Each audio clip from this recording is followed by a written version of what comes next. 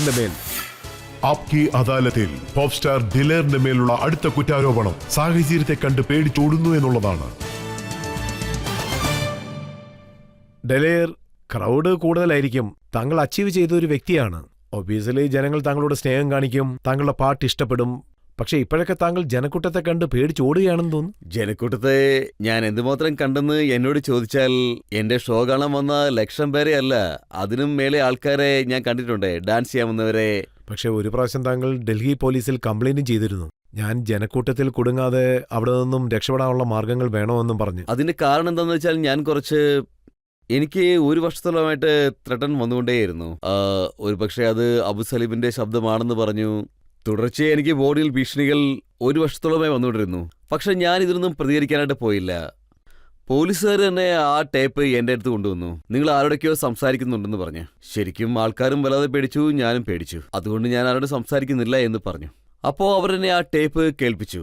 അപ്പോൾ ഞാൻ പറഞ്ഞെന്താന്ന് വെച്ചാൽ, നിങ്ങൾ ഒരു വർഷമായിട്ട് ടേപ്പ് റെക്കോർഡ് ചെയ്യുന്നു, എന്നിട്ട് നിങ്ങൾ തന്നെ തീരുമാനിച്ചു ഇയാൾക്ക് സെക്യൂരിറ്റി വേണമോ വേണ്ടായോ എന്ന്. അപ്പോൾ അവർ പറഞ്ഞെന്താന്ന് വെച്ചാൽ, നിങ്ങളൊരു കംപ്ലൈന്റ് എഴുതി തരാൻ.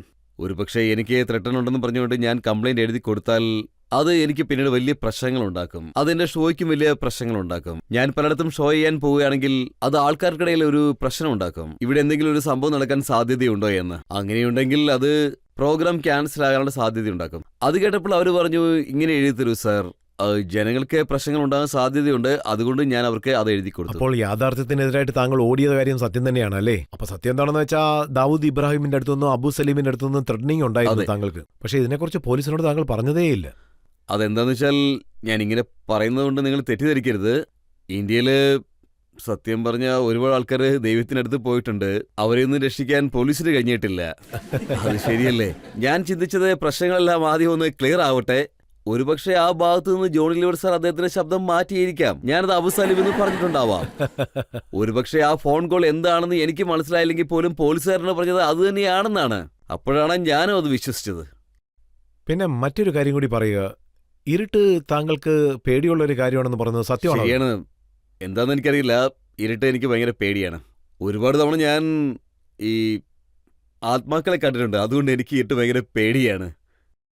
ഇരുട്ടിൽ വല്ല ഭൂതമോ പ്രേതമോ ഒക്കെ വരുമെന്ന് പേടിയുണ്ടോ? ഭൂതത്തിന്റെയും പ്രേതത്തിന്റെയും കാര്യമല്ല, പക്ഷേ സത്യത്തിൽ മനുഷ്യനാണെങ്കിൽ എനിക്ക് അവരോട് ഫൈറ്റ് ചെയ്യാനായിട്ട് കഴിയും.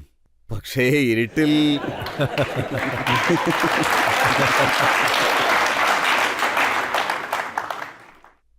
ഇരുട്ടിൽ ഒരാൾ നമ്മളോട് ഫൈറ്റ് ചെയ്യാൻ വന്നാൽ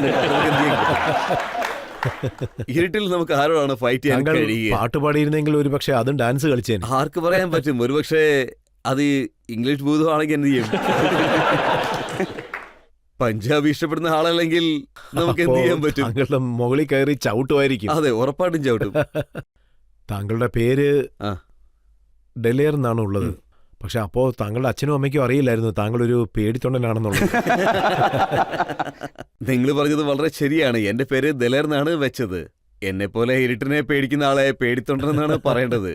പക്ഷേ എന്താണ് പറയണമെന്നറിയില്ല സാർ, എനിക്ക് ഇരുട്ടിനെ ഭയങ്കര പേടിയാണ്. താങ്കൾ ഇത്രയും നാൾ പാടിയ പാട്ടിൽ താങ്കൾക്ക് ഇഷ്ടപ്പെട്ട ഒരു പാട്ട് ഞങ്ങൾക്ക് വേണ്ടി ഒന്ന് പാടാൻ ശ്രമിച്ചൂടെ? നിങ്ങൾ വലിയ ചോദ്യമാണ് ചോദിച്ചത്. ഡാൻസ് ഉണ്ടായിരുന്നെങ്കിൽ നന്നായിരുന്നു.